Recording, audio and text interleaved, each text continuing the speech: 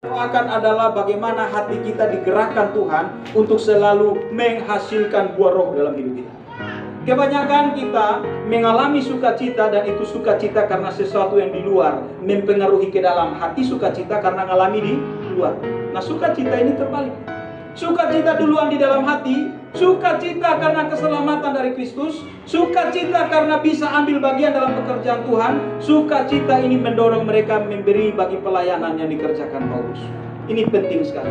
Apapun yang kita kerjakan buat Tuhan, pelayanan saudara, ibadah saudara, doa saudara, persembahan saudara, apapun selalu harus berdoa. Tuhan memberikan apa?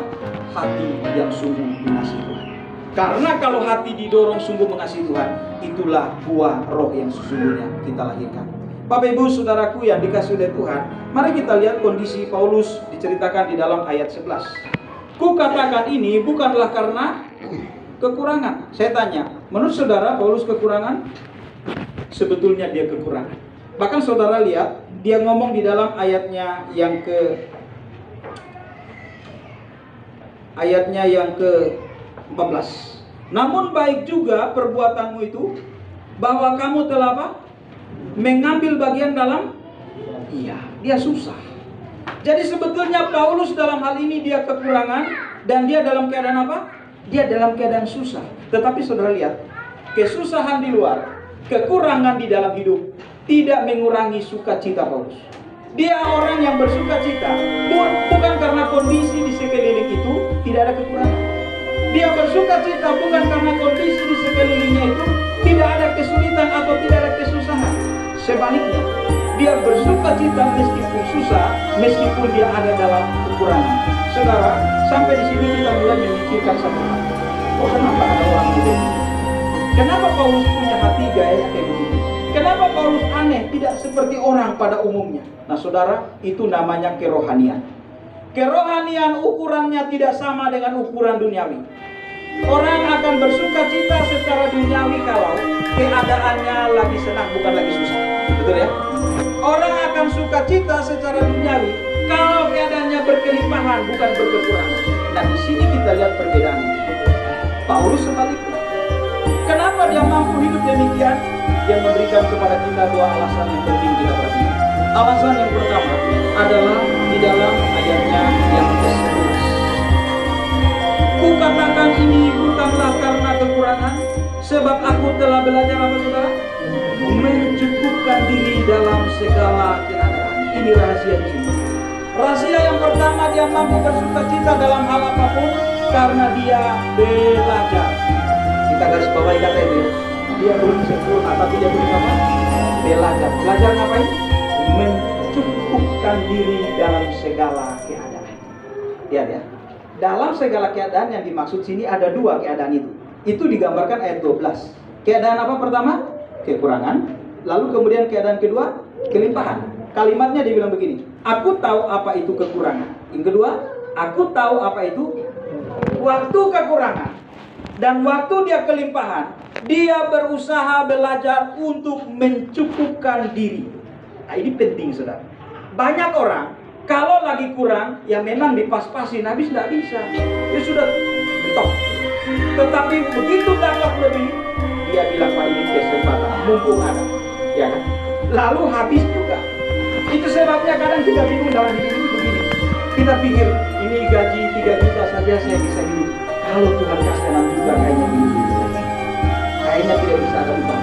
Tetapi begitu Tuhan kasih 6 juta, utang masih tetap 1 bulan tetap tidak cukup. Lalu pikir mungkin kalau 10 akan cukup. Toh juga ditambah 10 tetap tidak cukup. Kenapa? Karena dia hanya mampu menyesuaikan dalam kekurangan. Tetapi begitu dalam kelimpahan, dia tidak terapkan prinsip yang sama. Paulus bilang begini dalam ayat 11.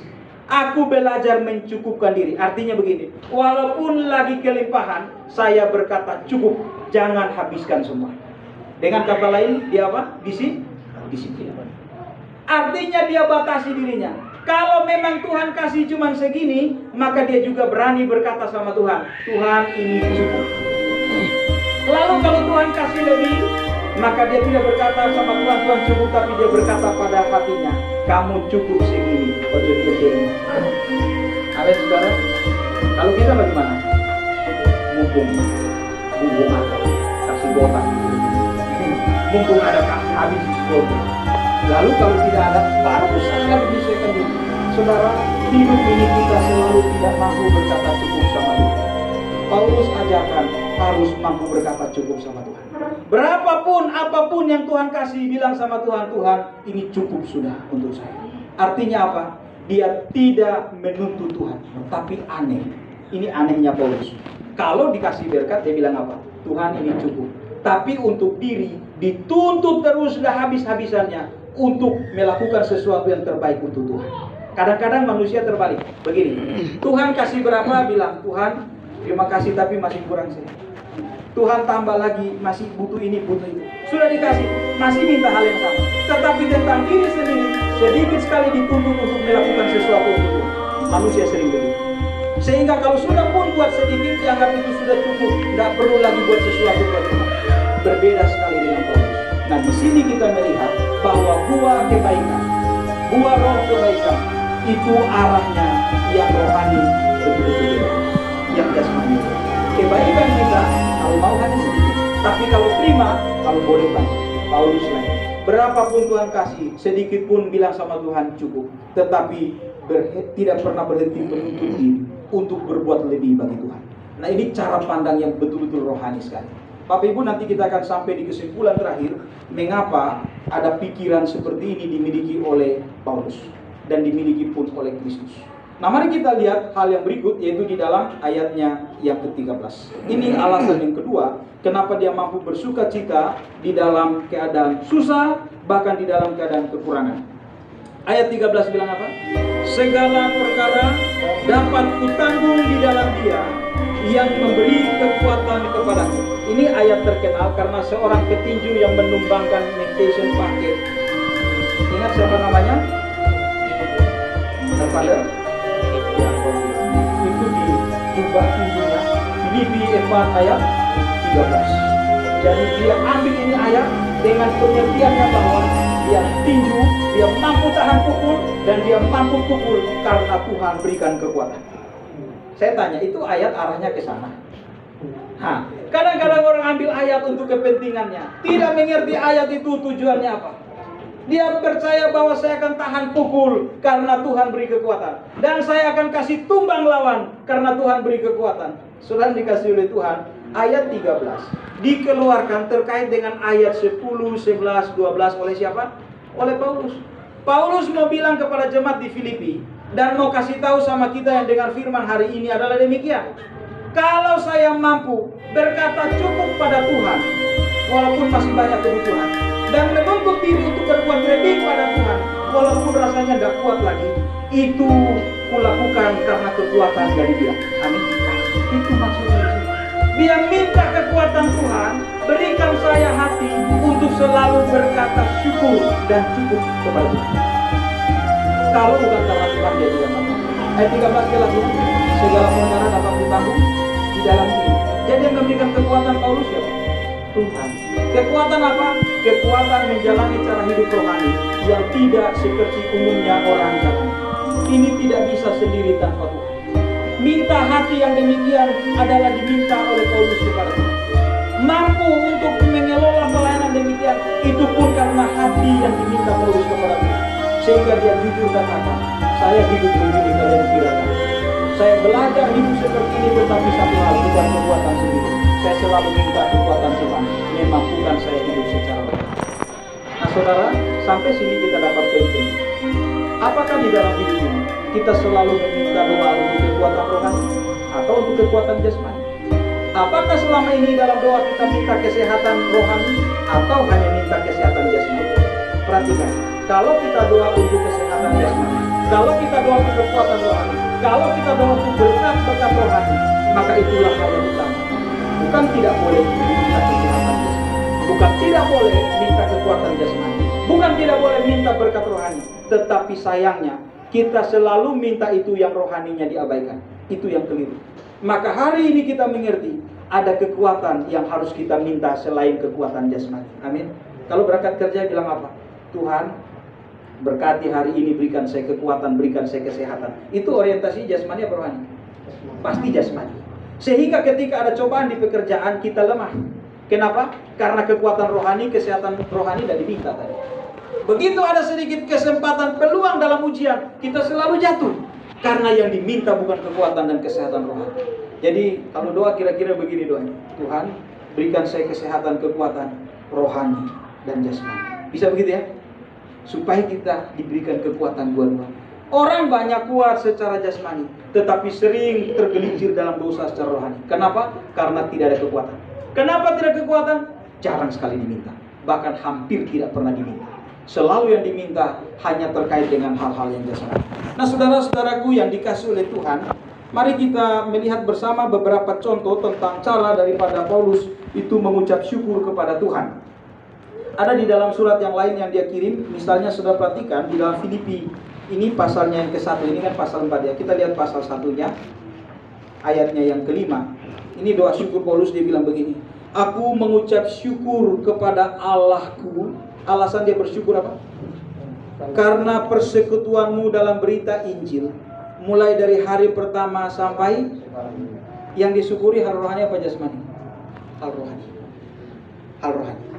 Yang dia syukuri bukan karena ada jemaat didirikan, bukan. Yang dia syukuri bahwa jemaat itu tetap setia dalam Kristus mulai dari menerima Injil sampai hari ini. Maka semua orientasi yang diajarkan Paulus itu terkait dengan hal yang rohani. Kenapa? Apakah jasmani tidak perlu? Bukan. Alasannya di sini. Yang jasmani itu otomatis kita ingat dan kita minta. Yang rohani otomatis kita lupa dan kita abaikan. Itu sebabnya dia balik. Dia tidak perlu mengingatkan hal jasmani.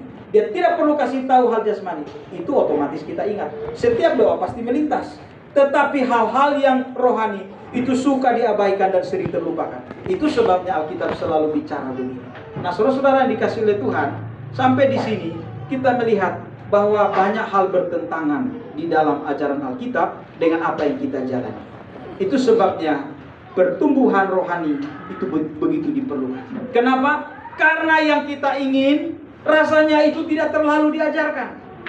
Yang kita tidak ingin, kenapa itu terlalu keras diajarkan dalam firman Tuhan? Nah, ini menandakan kita harus ada satu tingkat pertumbuhan secara rohani. Dengan cara apa? Ikut apa yang Tuhan ajarkan. Belajar mengingini apa yang Tuhan inginkan. Belajar untuk melakukan apa yang Tuhan arahkan. Karena inilah tanda bahwa terjadi satu kemajuan secara rohani dan pertumbuhan iman. Bapak Ibu Saudaraku, mari kita perhatikan di dalam ayatnya yang ke-17. Ayat yang ke-17 dikatakan demikian. Tetapi yang kuutamakan apa? Bukanlah pemberian itu, melainkan buahnya yang makin memperbesar keuntungan. Sekali lagi. Jadi lihat ya. Yang kuutamakan bukan pemberian tetapi buahnya. Apa maksud kalimat ini? Perhatikan. Waktu Paulus menerima bantuan jemaat di Filipi, saya pikir begini, mumpung selama ini makan cuma tahu dengan tempe, pas ada kiriman dari Filipi maka makan apa? Kalau bisa hari ini ayam, besok babi, lusa sapi, lalu besoknya lagi ikan. Lalu 1 bulan terus dijadwal. Ya mumpung lagi ada, jadi makan enak terus. Yang dipikirkan Paulus bukan itu. Apa yang Paulus pikirkan dalam bacaan kita? Yang dia pikirkan, dia bilang begini, justru pemberian itu akan menghasilkan buah yang lebih besar bagi keuntungan. Apa maksudnya? Nah ini dia. Kalau pemberian jemaat Filipi hanya diterima oleh Paulus, maka keuntungan mereka hanya sedikit. Kenapa? Orang banyak kumpul untuk 1 orang, keuntungannya sedikit. Tetapi kalau 1 kumpul untuk banyak orang, berarti yang diberkati banyak tidak? Banyak.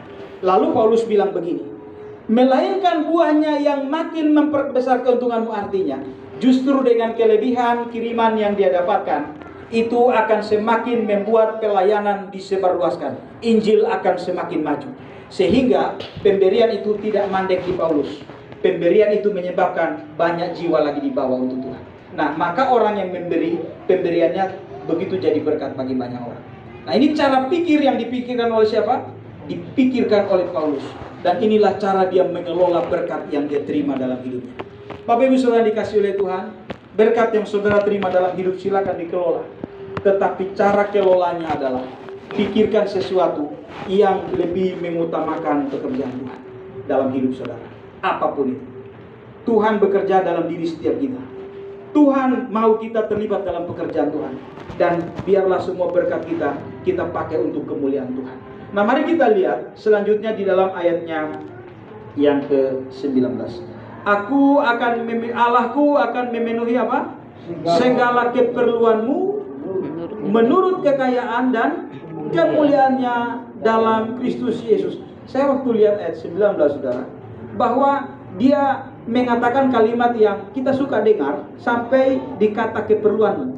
Allahku akan memenuhi segala keperluanmu. Tapi dia sambung bilang begini, menurut kekayaan dan kemuliaannya dalam Kristus Yesus. Dia tidak bilang begini, menurut kekayaan dan kemuliaan yang ada dalam dunia ini. Betul ya? Tetapi dalam apa? Yesus Kristus. Artinya apa saudara? Begini, hidup ini mau tidak mau, sadar tidak sadar, selain punya keperluan jasmani, kita punya keperluan rohani. Dan yang dibicarakan Paulus di sini keperluan apa? Keperluan rohani. Sekali lagi, keperluan jasmani tidak usah diajar, otomatis orang tahu. Keperluan jasmani tidak usah diarahkan, otomatis dikejar. Tetapi keperluan rohani harus selalu dibicarakan supaya diingat dan dikerjakan. Amin. Apa keperluan rohani yang dibicarakan di sini? Yang dibahas dalam ayat 19 ini terkait dengan dua hal. Bahwa jemaat perlu untuk mereka semakin diperkaya dalam pengenalan akan kebenaran firman. Dan Paulus mengatakan, Allahku akan memenuhi. Tetapi keperluan apa? Keperluan rohani. Supaya jemaat Filipi berbeda dari jemaat yang lain. Mereka semakin bertumbuh mengenal Allah dan semakin berlimpah di dalam pengertian akan firman Allah. Ini jarang orang kejar. Ini jarang orang doakan. Tetapi ini yang menjadi konsentrasi para rasul dalam pelayanan. Yang kedua, kita perhatikan, yang diminta adalah terkait apa? Supaya Allah memberikan kepada mereka di dalam hati, yaitu hati yang didorong, sehingga hati itu memiliki hati yang sepenuhnya mau melayani Tuhan. Nah, mereka melayani Tuhan tidak seperti Paulus, tetapi mereka bisa melakukan pelayanan di Filipi dengan cara lain, atau seperti yang mereka lakukan, mereka mendukung misi. Tapi saudara dikasih oleh Tuhan, itu tidak mungkin terjadi kalau bukan karena hati mereka didorong untuk menyadari itu keperluan. Saya tanya saudara, persekutuan dengan Tuhan keperluan bukan? Keperluan. Tetapi kadang orang bersekutu bukan karena perlu Tuhan, bersekutu karena ada perlu pribadi. Saya ada perlu dengan Tuhan, jadi saya datang persekutuan hari ini. Maka di sini kita melihat di mana keperluan rohani diletakkan. Ada waktu di mana kita datang bersekutu dan kita sadar Tuhan yang betul saya perlu, bukan keperluan yang lain. Nah, ini terjadi peningkatan secara rohani. Kedua, apakah kita melayani itu keperluan? Nah, kadang orang tidak sadar itu keperluan. Sebagai orang yang ditebus oleh Kristus, maka pelayanan ada keperluan kita. Kenapa? Sebab waktu kita melayani berarti kita telah berarti bagi kerajaan Allah. Karena Kristus sudah menebus kita, ucapan terima kasih kita nyatakan lewat apa? Lewat pelayanan kepada Tuhan. Sehingga pelayanan sebuah keperluan. Tetapi ada orang melayani bukan karena dia menyadari ini keperluan rohani. Apa? Ada orang melayani karena dia perlu untuk dilihat orang. Ada orang melayani karena dia perlu untuk dapat posisi. Nah, ini tidak bisa dipungkiri. Sifat manusia bisa muncul. Tetapi yang dibicarakan di sini adalah waktu menyadari dia perlu melayani karena dia perlu berterima kasih kepada Tuhan atas apa yang telah Tuhan berikan dalam hidupnya. Sehingga kita melihat, kalau diperhatikan baik-baik, maka kita melihat sampai di titik motivasi, kita akan terus dibenarkan Tuhan untuk menghasilkan buah yang benar. Inilah isi Alkitab. Inilah yang diajarkan Alkitab. Inilah yang dibimbing oleh Alkitab. Alkitab tidak bicara moral saja untuk diajarkan, tetapi Alkitab berbicara tentang bagaimana buah yang matang dihasilkan. Bukan buah yang di dalam buah ada motivasi lain. Itu yang dibicarakan kitab suci. Bersyukur kita punya Alkitab yang mengarahkan kita untuk berbuah bagi Kristus secara demikian. Dan hari ini kita boleh lihat, kita boleh pelajari lagi. Nah, sekarang saudara yang dikasih oleh Tuhan, Mari kita memperhatikan di dalam ayatnya yang ke-23. Ini ayat terakhir. Saudara, saya cukup aneh lihat ayat ini karena dia bilang apa? Kasih karunia Tuhan Yesus Kristus menyertai. Jarang ya dengar begini. Kan manusia bukan hanya punya roh kan? Punya apa kita? Punya tubuh. Paulus tidak bilang kasih karunia Kristus menyertai tubuhmu, menyertai kesehatanmu, menyertai pekerjaanmu. Yang dia bilang apa? Menyertai roh. Saya heran, kenapa roh yang disinggung? Ini tentunya untuk menarik pemikiran dan perhatian orang Filipi. Hah? Kok roh yang disinggung? Karena sedikit sekali orang yang menyadari rohnya perlu disertai Tuhan. Dan Paulus berkata, Kristus menyertai roh. Saudara, ini penting sekali ketika kita melihat bagian ini. Artinya apa di sini? Artinya bahwa supaya roh Kristus menyertai roh kita, sehingga roh kita dipenuhi oleh cinta kasih kepada Kristus dan sesama. Hukum Tuhan hanya disimpulkan dalam dua hal. Pertama apa? Kasihilah Tuhan Allah. Yang kedua, kasihilah sesamamu manusia seperti diri sendiri. Kasih model begini tidak bisa otomatis kecuali Tuhan memberkati roh kita. Roh yang disertai dan diberkati Tuhan akan mendorong hati memiliki kasih kepada Allah dan memiliki kasih yang murni terhadap sesama. Nah, model beginilah yang diminta, yang disampaikan Paulus kepada Tuhan dalam doa untuk jemaat di Filipi. Saudara yang dikasihi oleh Tuhan, dari firman Tuhan yang kita sudah dengarkan pada pagi hari ini, saya menyimpulkan demikian. Ajaran firman Tuhan selalu kita lihat tidak cocok dengan keinginan dan iman. Kenapa begitu? Ternyata ada jawaban di dalam Efesus 4 ayat 15. Mari kita buka. Sebelum Kolose, sebelum Filipi, Efesus. Berarti kita ke kiri. Ini alasan mengapa ajaran firman Tuhan selalu kalau kita baca baik-baik, kita renungkan, kita lihat, selalu tidak cocok dengan apa yang kita harapkan secara daging. Efesus pasal 4 ayat 15. Mari kita membaca bersama bagian ini. 2, 3. Tetapi dengan teguh berpegang kepada kebenaran, di dalam kasih kita bertumbuh di mana? Di dalam segala hal kemana? Ke arah Dia. Siapa? Kristus yang adalah kepala. Lihat, firman membuat kita bertumbuh ke arah mana? Arah Kristus. Tetapi keinginan hati membuat kita bertumbuh ke arah mana? Ke arah diri sendiri. Itu sebabnya kalau baca firman, dia tidak mungkin membuat kita berarah pada diri sendiri. Firman selalu mengantar kita bertumbuh ke arah mana? Ke arah Kristus yang adalah kepala. Justru kalau saudara baca firman, lalu saudara lihat firman justru lebih mementingkan keegoisan kita, itu tandanya itu pasti bukan firman. Tetapi kalau dia mengarahkan dari diri kita sehingga kita terarah kepada Dia, yaitu Kristus yang adalah kepala, maka itu firman. Karena di dalam hidup ini, ketika Adam dan Hawa jatuh dalam dosa, seluruh manusia arahnya berbalik kepada diri, bukan lagi kepada Allah.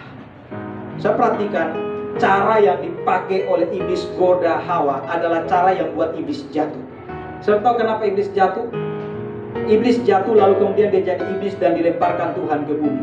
Itu alasannya satu. Karena dia mau jadi Allah. Dia tidak mau takluk kepada Allah. Dia tidak mau menyembah ke arah Allah. Dia mau mengarahkan dunia pada dirinya. Itu iblis. Waktu dia turun di Taman Eden, waktu dia datang goda Adam dan Hawa, dia kasih tahu Hawa bilang apa? Kalau kau makan buah ini kamu jadi seperti Allah. Lalu Hawa tertarik. Manusia tertarik. Kenapa? Tidak mau lagi hidup mengarah ke Tuhan, mau mengarah kepada diri sendiri jadi Tuhan. Lalu kemudian waktu iblis goda Yesus, lihat apa isi godanya? Sama. Bukankah engkau akan anak Allah? Kalau engkau anak Allah, jadikan batu-batu ini menjadi roti. Sudah tahu maksud kalimat itu apa? Oh iya ya, saya anak Allah ya. Oh iya betul ya, saya punya kuasa anak Allah ya. Oh iya ya, saya punya potensi untuk jadikan batu jadi roti. Lalu dia jadikan batu jadi roti. Untuk apa? Oh saya kan anak Allah, saya punya wewenang, saya punya kuasa. Nah, Yesus katakan, pekerjaanku adalah melakukan apa? Kehendak Dia. Amin. Bahkan doa di Getsemani dikatakan, bukan kehendakku yang jadi tapi kehendak. Nah, iblis arahkan jadi apa? Kehendak. Tetapi sebetulnya kalau Yesus kerjakan itu, maka secara urutan Yesus jatuh di dalam kesalahan. Ingat, pencipta di atas, paling atas segala urutan. Yang kedua ada apa? Ada malaikat. Yang ketiga ada apa? Ada manusia. Yang keempat ada apa? Ada binatang. Ada alam ini. Ya, saudara, ini urutan diatur Tuhan. Alam tunduk kepada binatang, binatang tunduk kepada manusia, lalu manusia tunduk kepada Sang Pencipta. Nah, waktu iblis goda, dia mau menjadikan Tuhan tunduk di bawah siapa? Di bawah iblis. Jadi kalau iblis kerjakan itu, saudara tahu apa yang terjadi? Iblis kerjakan, Yesus kerjakan itu. Yesus bukan sementara menunjukkan kuasanya, tetapi Yesus sementara beralih posisi. Dia sebagai pencipta, dia sudah ada di bawah si iblis, si ular itu. Nah, Tuhan Yesus tahu itu karena dia Tuhan. Lalu dia lawan pakai apa? Pakai firman. Ada tertulis, manusia hidup bukan dari roti saja, tapi dari setiap firman dari Allah. Artinya apa? Hidup manusia itu tujuannya kerjakan firman, bukan hanya tujuan cari makan. Amin. Itu Yesus ajarkan. Lalu kemudian iblis bilang, ini dia pakai ayat, sekarang saya pakai ayat. Saudara dengar, iblis itu hafal ayat banyak. Salah satunya dia kutip dari mana? Dia kutip dari Mazmur 91. Di bawah hubungan bait Allah. Kalau engkau lompat dari sini, maka malaikat itu langsung datang tahan kaki supaya enggak jatuh ke bawah. Nah, saudara perhatikan, ini ujian paling licik sekali. Dia pakai ayat, tetapi tujuan ayat itu bukan di sana. Ayat itu tidak suruh Yesus harus lompat. Yang dibilang bahwa malaikat akan menatang kaki bukan orang yang lompat, tapi orang yang berjalan. Lalu kemudian dalam terang Tuhan, maka dia bisa jatuh, tetapi Tuhan menatang. Bukan sengaja lompat dari tempat itu, tetapi dia sengaja pakai ayat, tapi ayatnya dia apa? Diputar pengertiannya supaya kemudian Yesus lompat. Soalnya dikasih oleh Tuhan, saya tanya, hari itu kalau Yesus lompat, betul enggak dia tidak apa-apa? Betul. Hari itu kalau Yesus lompat, apalagi dari hubungan bait Allah. Sekarang saya tanya, kalau hari ini ada orang naik di tingkat paling tinggi 30 meter, dia lompat dari bawah, jatuh ke bawah, lompat dari atas, jatuh ke bawah, tidak apa-apa. Kira-kira orang yang lihat itu bagaimana? Tepuk tangan. Dia akan dikasih jempol. Bahkan ada orang yang video lalu diviralkan, ini orang lompat dari tinggi. Nah, iblis suruh Yesus untuk mencari semacam kemuliaan yang tidak perlu. Untuk supaya orang tepuk tangan bilang, wah jago ya, lompat tinggi, jatuh enggak apa-apa. Yesus perlu model begitu? Tidak. Dia punya kemuliaan sendiri, tidak perlu cari kemuliaan model begitu. Itu sebabnya dia suruh iblis, kau yang tunduk, bukan aku yang tunduk kepada. Jadi saudara dikasih oleh Tuhan, dari sini kita mengerti sama-sama bahwa kerohanian berarti kita bertumbuh ke arah Kristus. Keduniawian berarti kita bertumbuh ke arah diri sendiri.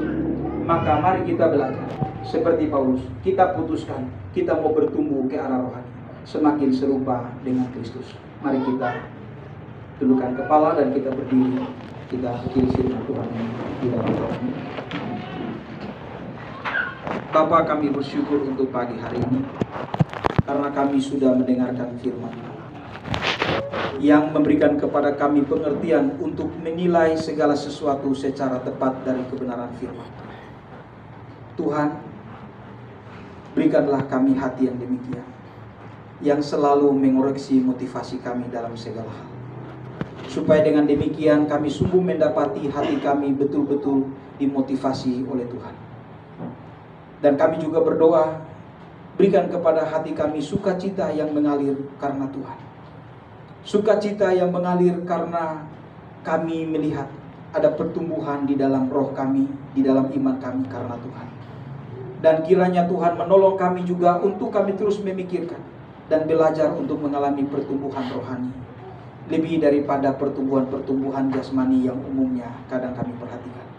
Karena kami tahu bahwa di dalam Kristus buahlah yang Tuhan mau lihat dari kami. Oleh karena itu Tuhan, biarlah dalam hidup ini kami memikirkan supaya kami semakin lama semakin berbuah, semakin akhir semakin berbuah, dan kami tidak mati sia-sia dari dunia ini, kecuali kami di dalam pertolongan Roh Kudus terus menghasilkan buah, yaitu kehidupan yang menyenangkan hati Tuhan, yang mau taat kepada firman dan yang mau mengerjakan segala kebenaran. Terima kasih Bapa, kami bersyukur kalau kami dapat hidup demikian, karena Tuhan yang akan memberikan kami kekuatan. Sehingga perkara dapat kami tanggung, yaitu perkara-perkara rohani, karena kekuatan dari Tuhan. Di dalam nama Yesus Kristus kami berdoa.